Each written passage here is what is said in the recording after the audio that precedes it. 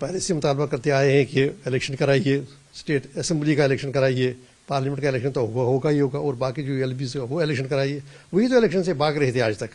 اب اگر وہ آمادہ ہے الیکشن میں تیار ہے تو اچھی بات ہے، ہم تو ہمیشہ سے ہی تیار ہیں. دوسری طرف جو سیٹ شیئرنگ کا مسئلہ ہے اس کو لے کر کچھ پروگرس دلی میں کچھ میٹنگز ہوئی ہیں تو پروگرس ہو رہی ہے.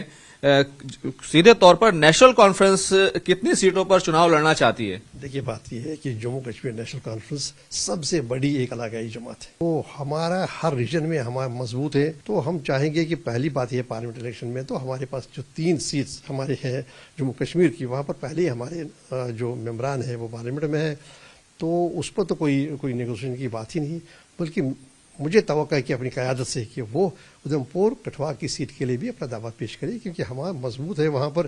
ہم رہے سیدھے کٹھوا سے، بلاور سے، بنی سے، پورے سارے ہماری چناب ویلی ہے وہاں تک. تو کیا لداخ کی سیٹ نیشنل کانفرنس الائنس کے لیے دینے کے لیے تیار ہے؟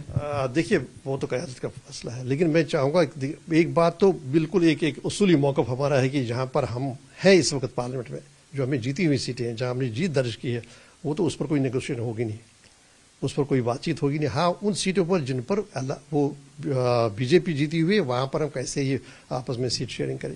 جموں کشمیر کی سیکورٹی کی صورتحال کو لے کر وزارت داخلہ میں میٹنگ ہوئی، اس طرح کے واقعات پیش آئے اور جس طرح سے ہمارے جوان شہید ہوئے، اس کو لے کر کے تمام چیزیں کہی ہیں اور ڈومینیشن آف تمام ایریے کا ہو، اس پر فوکس کیا گیا ہے. دیکھیے پھر وہی میں کہوں گا غلطی دہرائی جاتی ہے.